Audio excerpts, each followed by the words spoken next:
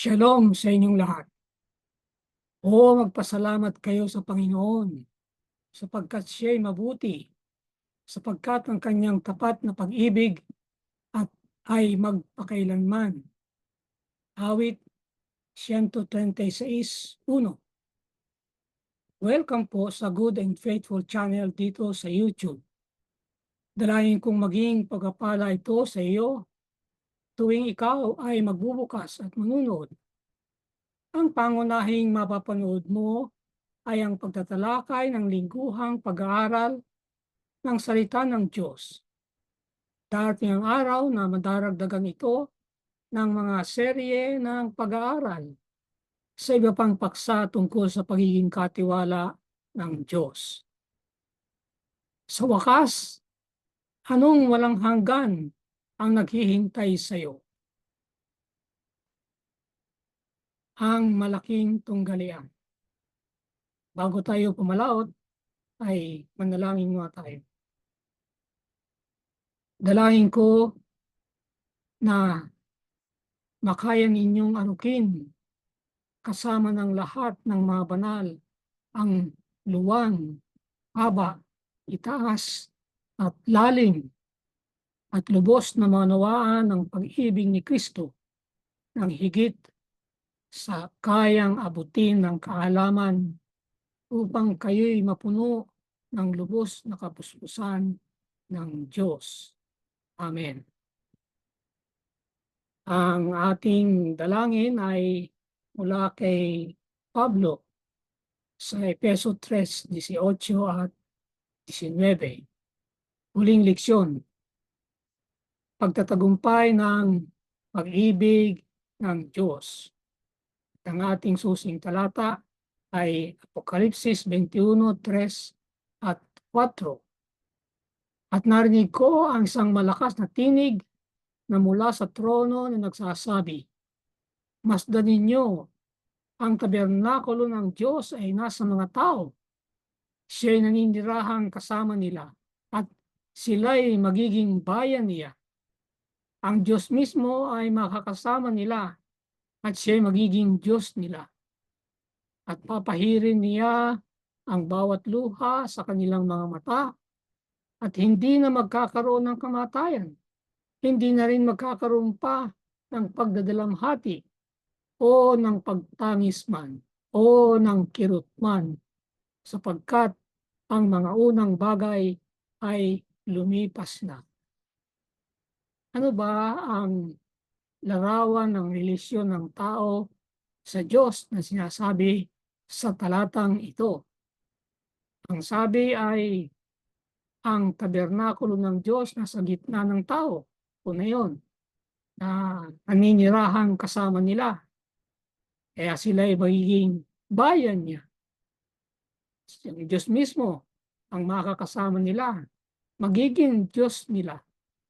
Yon ang mga paglalarawan na nagpapakita ng isang relasyon sa Diyos. Ano naman ang bunga ng relasyon ito? Papahirin ng bawat luha, hindi na magkakaroon ng kamatayan. Wala nang pagdadalamhati, mga pag-iyak, mga kirot. Sabi dito, yun daw ay mga bagay na lilipas na. Maaari nating harapin ang hinaharap ng may pusong puno ng pag-asa. Pagamat dumarating ang mga hamon, anuman ang pagdurusa na dapat nating pagdaanan, anuman ang hirap na kailangan nating tiisin, anuman ang kalungkutan na ating nararanasan, kung may pag-asa tayo na darating ang isang mas mabuting araw, mabubuhay tayo ngayon na may layunin at kagalakan. Makikita natin ang matatag na pag-ibig ni Kristo sa pinakakapanapanabik na panahon sa kasaysayan ng sansinukob at ang kanyang kumpletong tagumpay sa malaking tunggalian. Muli ay tatlong paghahati ng leksyon. Una, ang pag-asa sa wakas ng panahon. Ikalawa, pangyayari sa milenaryo. At ang ikatlo ay dalawang walang hanggan. Doon sa una, dalawa ang tatalakayin. Pag-asa sa panahon ng kabagabagan. At ang ikalawa ay pag-asa sa malapit ng pagbabalik ni Jesus. Sa ikalawa ay meron ding dalawang paksa. Ang una ay ang milenyo sa lupa at ang ikalawa ay ang milenaryong paghukom. Sa ikatlo ay titingnan natin ang dalawang walang hanggan. Buhay na walang hanggan at kamatayang walang hanggan. Yung unang pagkahati, mga pag-asa sa wakas ng panahon. At ang unang pag-asa ay sa panahon ng kabagabagan. Daniel 2:1. Sa panahong iyon ay tatayo si Miguel, ang dakilang pinuno na tagapag-ingat ng iyong bayan, at magkakaroon ng panahon ng kaguluhan na hindi pa nangyari kailanman mula nang magkaroon ng bansa hanggang sa panahong iyon. Ngunit sa panahong iyon ay maliligtas ang iyong bayan. Bawat isa na pangalan ay matatagpuan nakasulat sa aklat.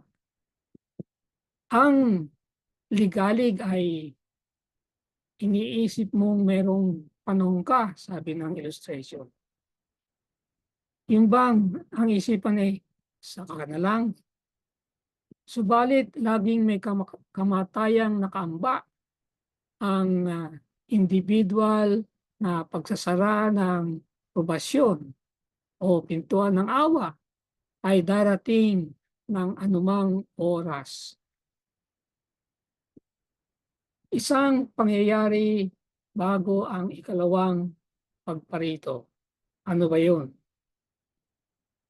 Sabi sa Apokalipsis 22:11 at 12, ang masama ay hayaang magpakasama pa, at ang marumi ay hayaang magpakarumi pa, at ang matwid ay hayaang maging matwid pa, at ang banal ay hayaang magpakabanal pa. Ako'y malapit nang dumating at dala ko ang aking gantimpala upang gantihan ang bawat isa ayon sa kanyang ginawa.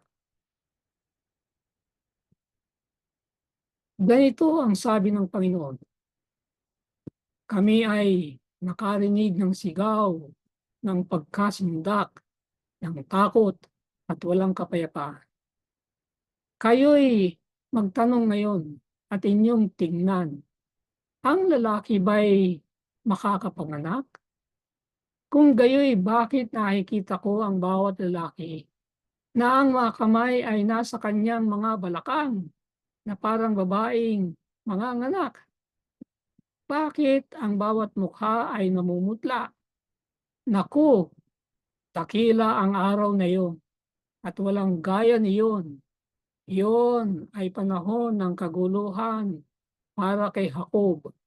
Ngayon may maliligtas siya mula roon. Jeremias 20:5 hanggang 7. Ano yung mangyayari bago ang ikalawang pagparito? May kabagabagan ni Jacob. At ano ang pag-asa? Malinaw ang pag-asa ayon sa talata. Gayon may maliligtas tayo mula roon. Paghanda para sa panahon ng kabagabagan. Sabi sa 1 Juan 3:3, at sino mang may gantong pag-asa sa kanya ay naglilinis ng kanyang sarili, gaya naman niyang malinis. At sabi pa, sa panahon ng kabagabagan, ang bayan ng Diyos ay may personal at napakalalim na kaugnayan kay Jesus na walang anumang bagay na makakapagpabago nito. Kaya pinasimulan natin kanina sa talata na nagsasabi ng relasyon. Ang kanilang ganap na hangarin ay masiyahan siya sa lahat ng mga bagay upang sa pamagitan ng gawain ng banal na Espiritu, sila'y maging dalisay gaya nila na dalisay. Walang anuman sa puso ni Kristo na tumugon sa mga panlilinlang ni Satanas. At maaari din natin ipakita ang aspetong ito ng kanyang karakter sa ating karakter. Mga pangakong muling nagbibigay tiwala. Ang pagsasara ng pintuan ng awa sa tao ay sinusundan ng panahon ng kabagabagan na kagaya natin nakita kanina, hindi pa nangyayari kailanman mula nang magkaroon ng bansa hanggang sa panahong iyon. Ibig sabihin lang ay mas matindi ito kaysa anumang mga nakaraan. Inilalarawan ng Apokalipsis 16 ang 7 huling salot na ibubuhos sa masamang sanlibutan. Ngunit, gaya ng mga salot na bumagsak sa Ehipto, ang bayan ng Diyos ay pagsasanggalang mula sa kanila. Sa panahong iyon ay maliligtas ang iyong bayan, bawat isa na ang pangalan ay matatagpuan nakasulat sa aklat. Daniel 12:1. Paano maiwasan yung mga salot? Kung ikaw ay ang pangalan mo'y nakasulat sa aklat. Itong aklat na ito ay tiyak na tumutukoy sa aklat ng buhay. Makikita natin sa mga tala ng Filipos 4:3 at sa Apokalipsis ay Kapitulo 13:8, Kapitulo 20:12 at 15 at Kapitulo 22, talatang 19.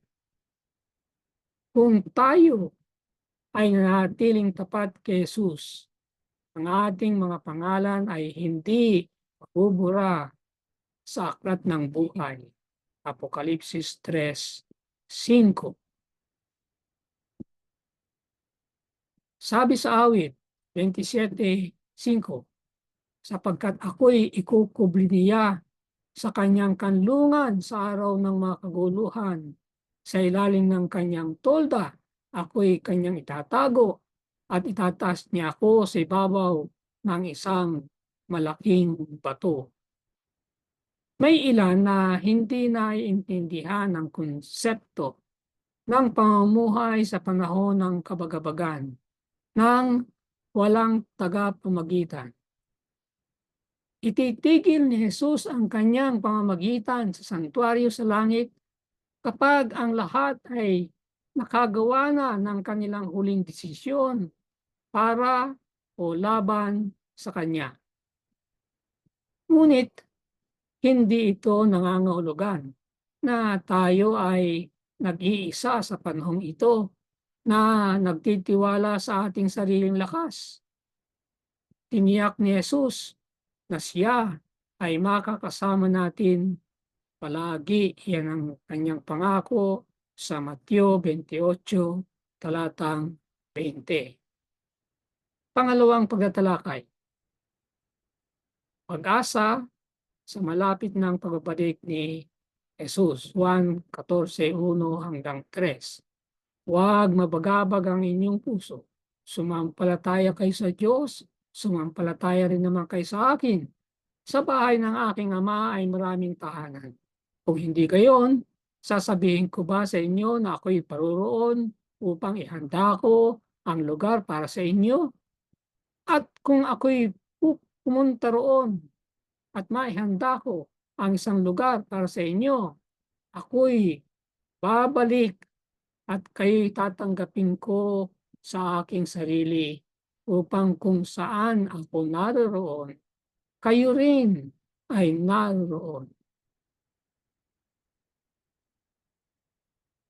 Ang tawag dito sa pagparito ng Panginoon ay pinagpalang pag-asa.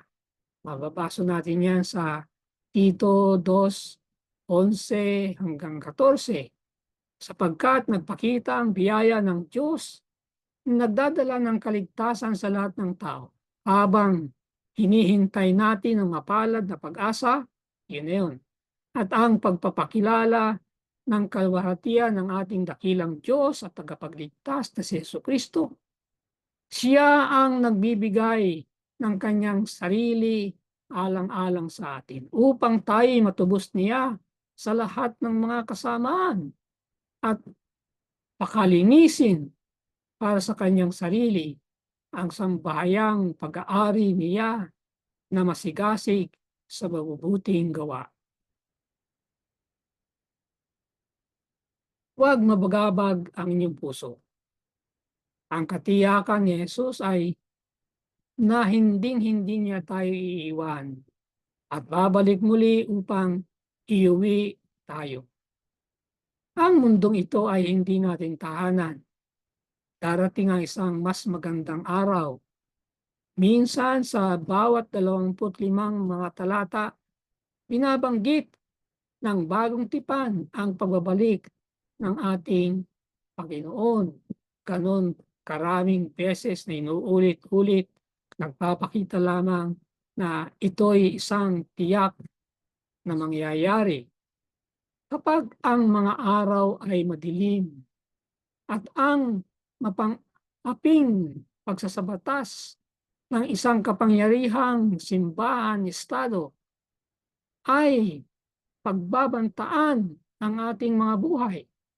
Ang pangako ng pagdating ni Kristo ay pupunuan ng pag-asa ang ating mga puso. Ito ang pinagpalang pag-asa na nagbigay sa bawat henerasyon ng inspirasyon sa tapat na bayan ng Diyos.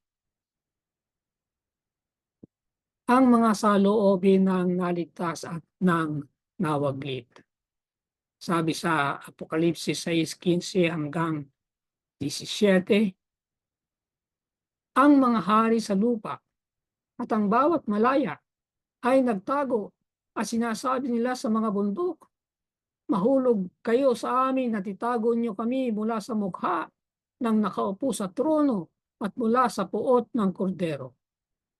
Sapagkat dumating na ang dakilang araw ng kanilang pagkapuot at sino ang makakatagal?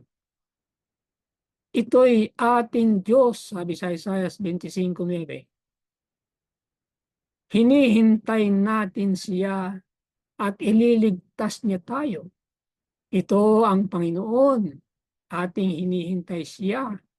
Tayo'y matuwa, magalak sa kanyang pagliligtas. Nakita natin dito ang dalawang pananaw, dalawang saloobin tungkol sa ikalawang pagparito ng ating Panginoon.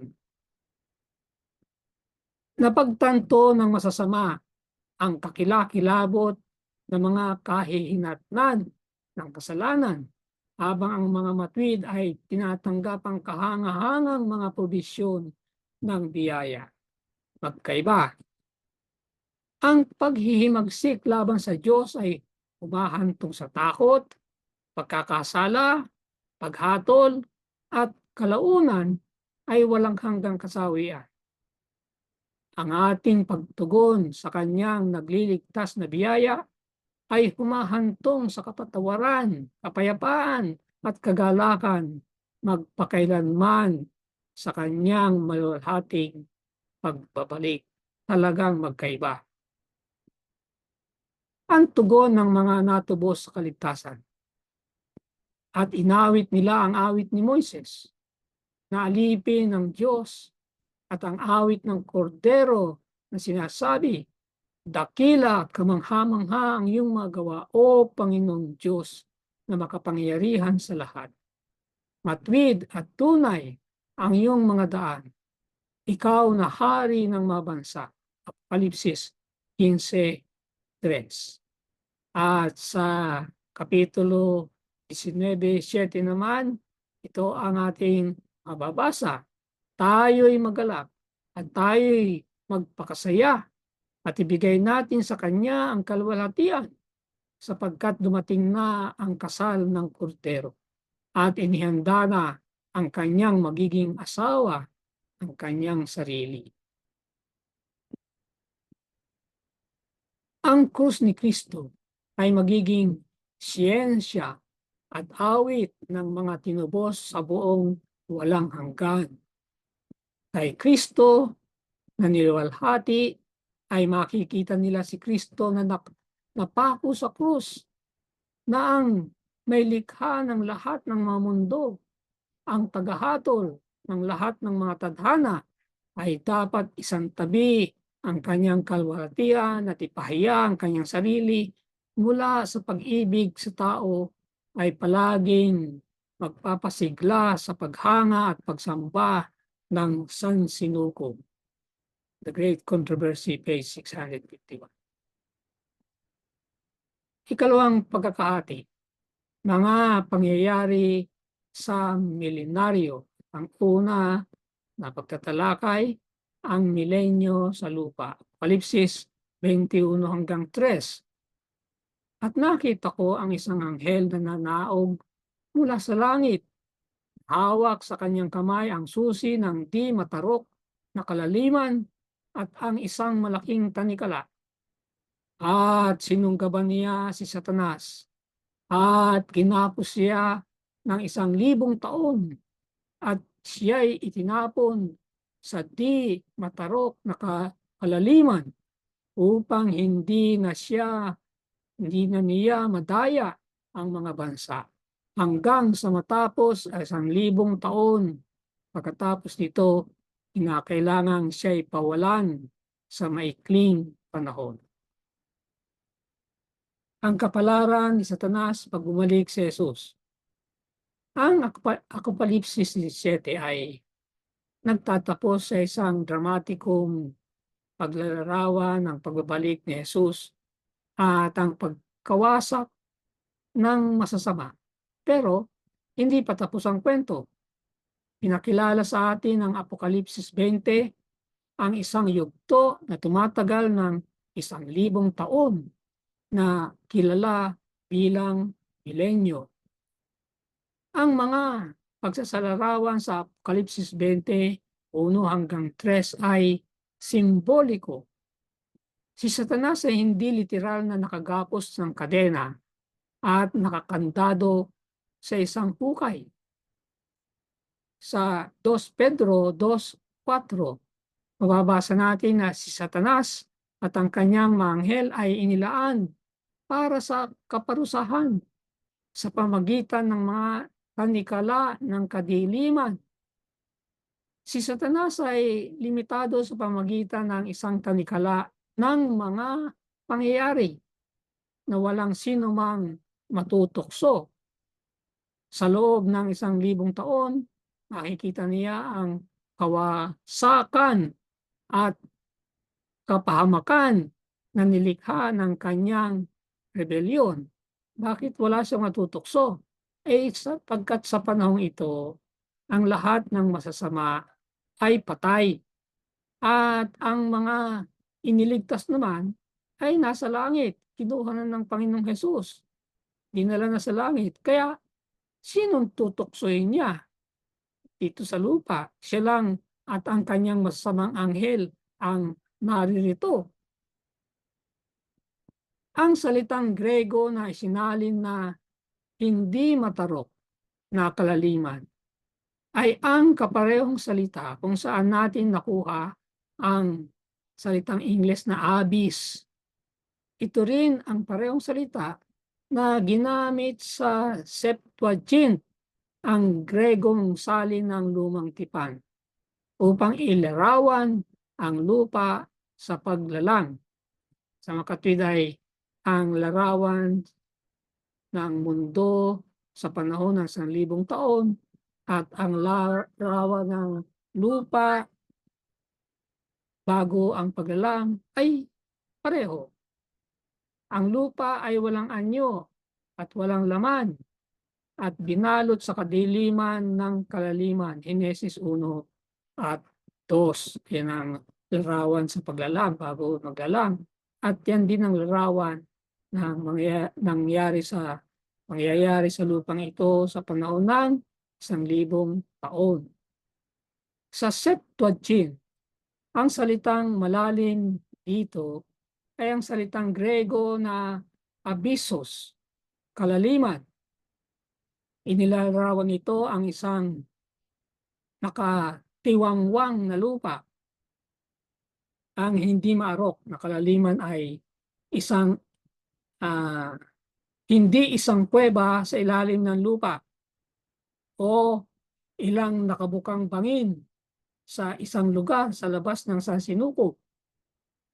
Ang gawain ng kasalanan at pagkawasak ni Satanas kasama ang napakalaking kabagabagan bago ang ikalawang pagparito ay nagbalik sa mundo sa isang madilim, hindi organisadong kumpol tulad ng kalagayan nito sa pasimula ng paglalang.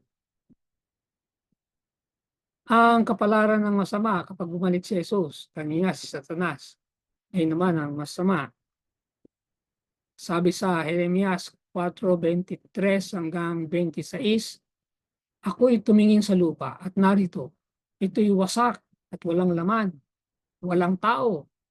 Ang mabungang lupain ay naging disyerto at lahat ng mga lungsod ay nagkatiwangwang, nagguho.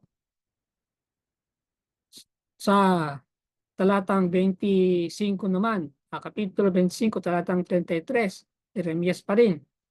At ang mapapatay ng Panginoon sa araw na iyon ay magiging mula sa isang dulo ng lupa hanggang sa kabilang dulo.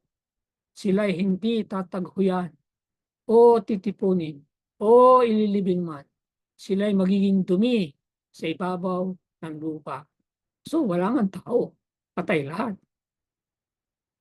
Ang propeta rito ay binibigyang diin ang mapanirang pagkawasak sa ikalawang pagdating ni Kristo at walang taong naiwan sa lupa sa loob ng 1,000 taon.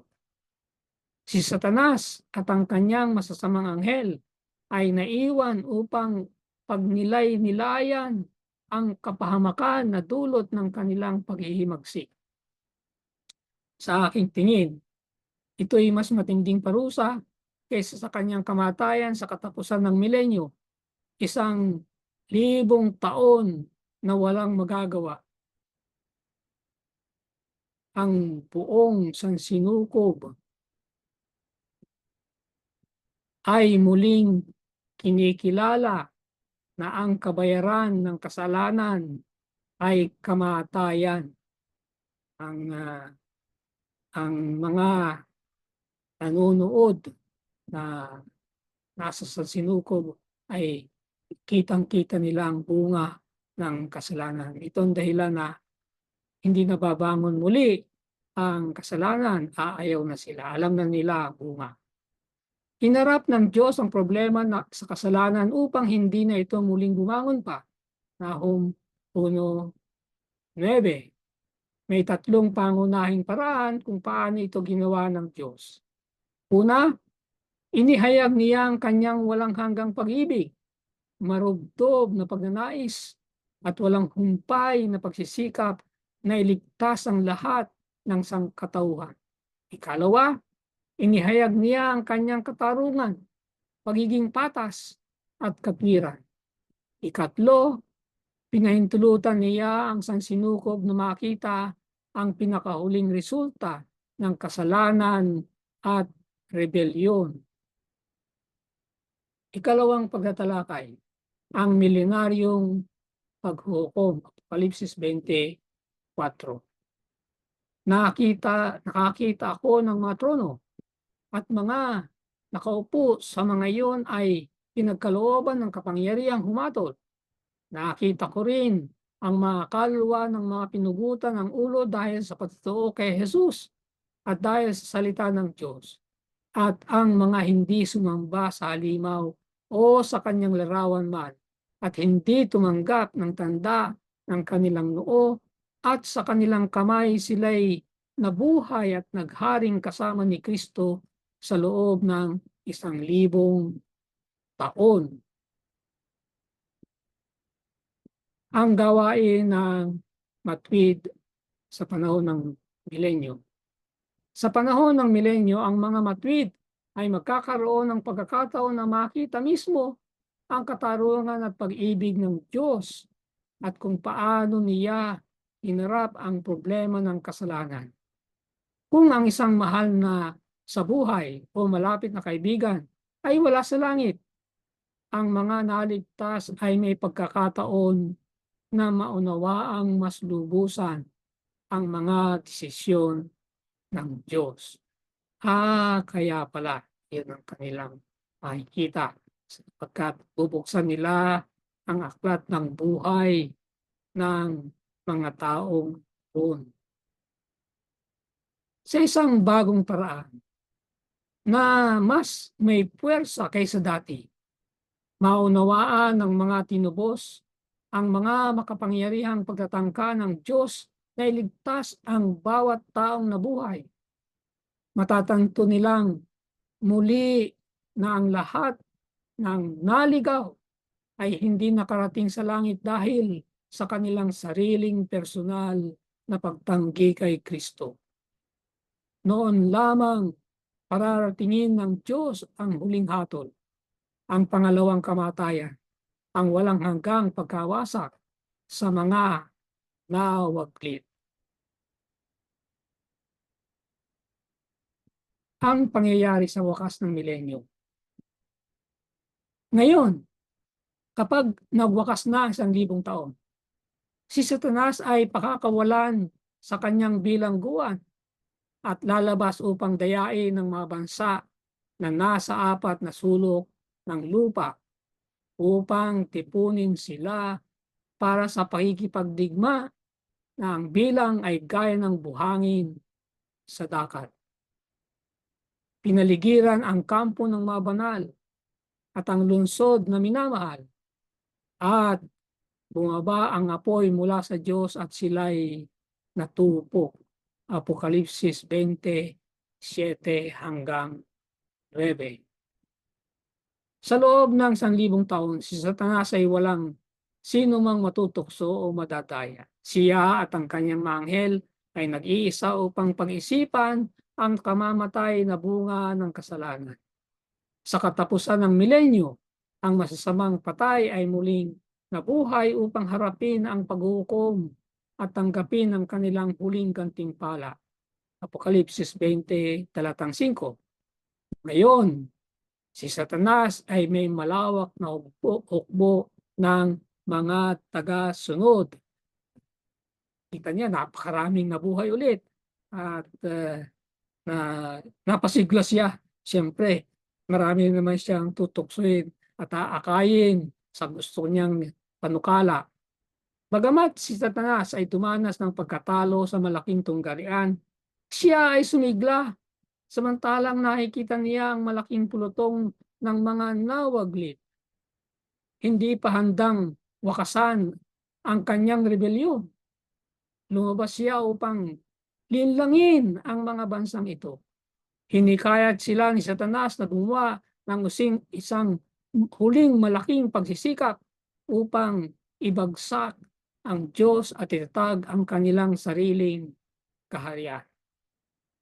Isipin niyo na lang na lahat ng mga modernong armas na nagawa ng tao ay huli nilang gagawin upang atakehin ang bayan ng Diyos, ang bagong Jerusalem na kalapag sa lupa.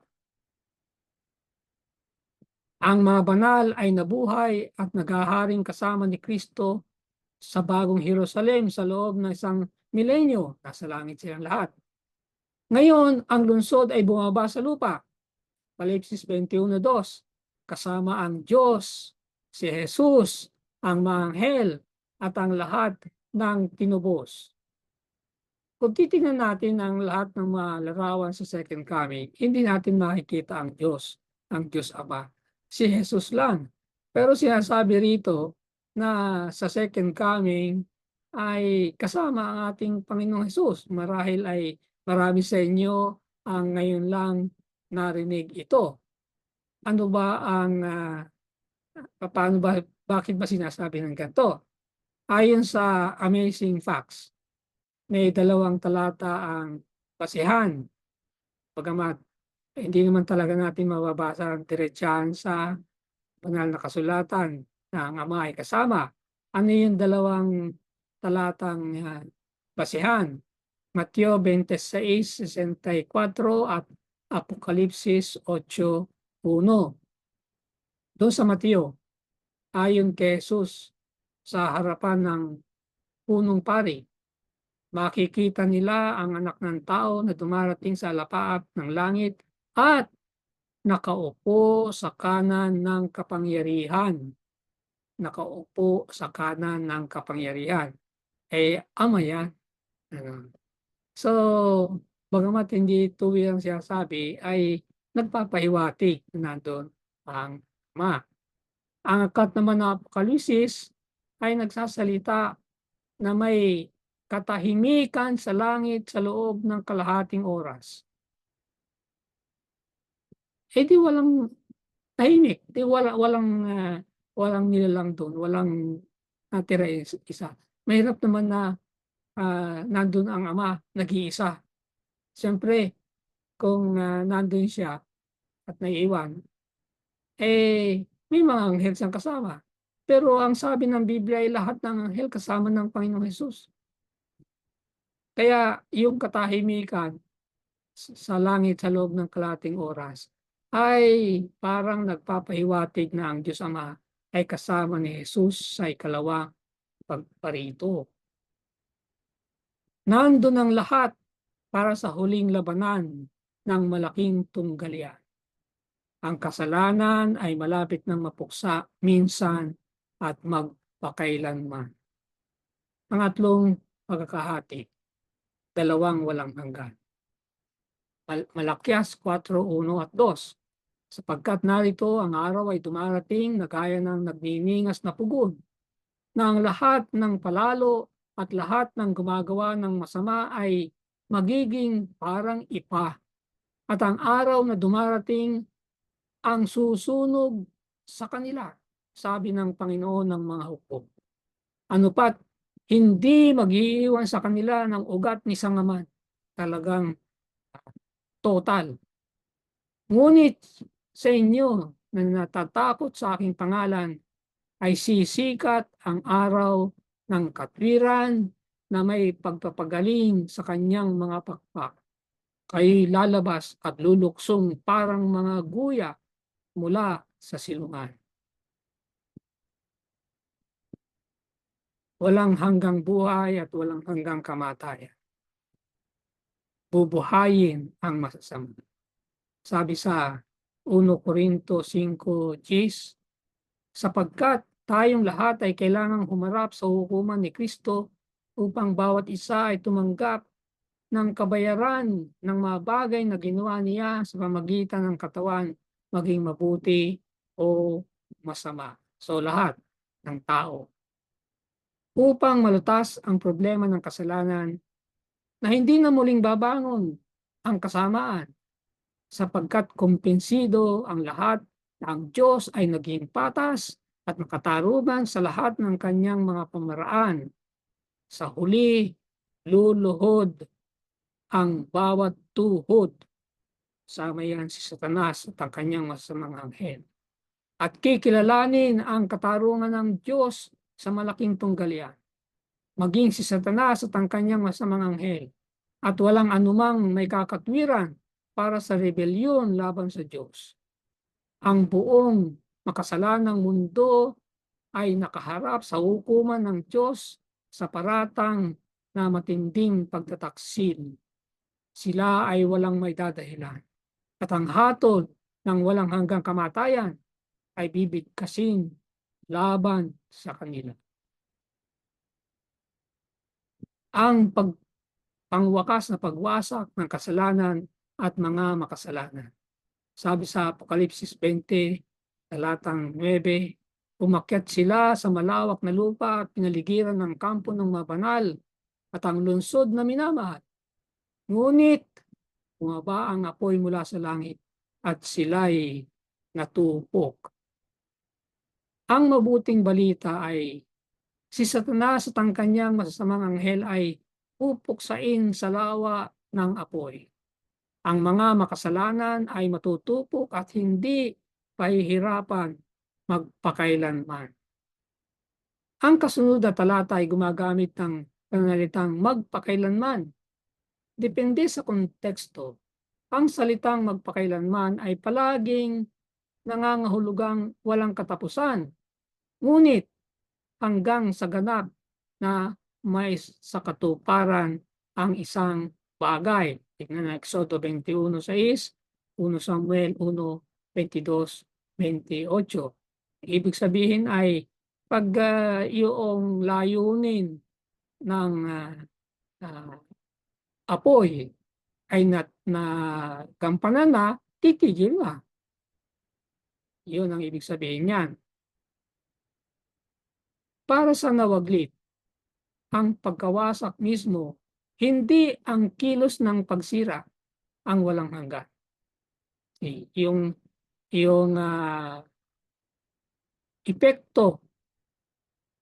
epekto ng parusa, hindi yun ang walang hanggan.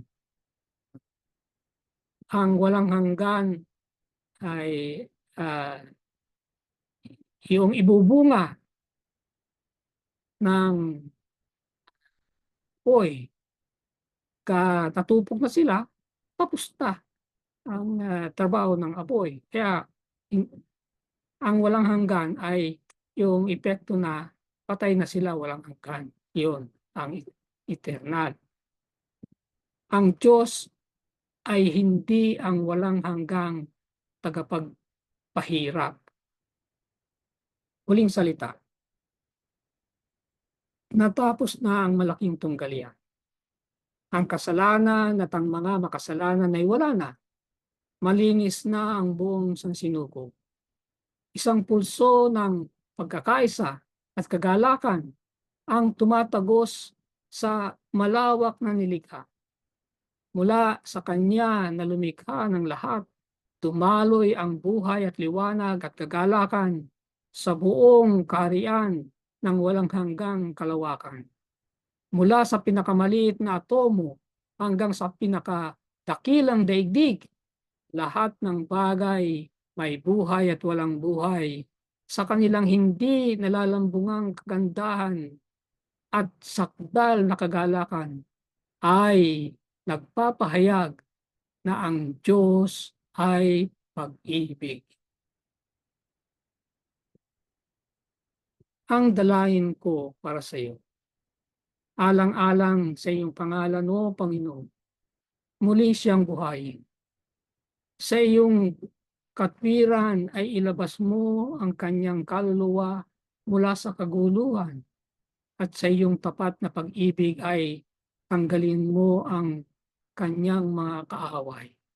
At iyong lipulin ang lahat ng nagpapasakit sa kanyang kaluluwa sapagkat siya'y iyong lingkod. Amen. Ang dalangin para sa iyo ay mula sa awit 143, talatang 11 at 12. Sumayin niyo ang Good and Faithful channel dito sa YouTube. Ako'y patuloy na nagpapasalamat sa mga taong tumutulong upang mangyari ito. At makarating ito sa kaalaman ng marami pa. Pagpalain nawa sila, Diyos. malaki ang iyong magiging bahagi sa ministeryong ito kung ikaw ay magsusubscribe. Yan ay kung hindi pa. At kung naging pagpapala ito sa iyo ay mag-share at mag-like. I-click na rin ang notification bell upang kaagad ay malaman mo kapag may bagong video. Ang PowerPoint presentation ay may download mo rin mula sa aking Facebook account. Maraming salamat. Magkita tayo sa susunod na linggo.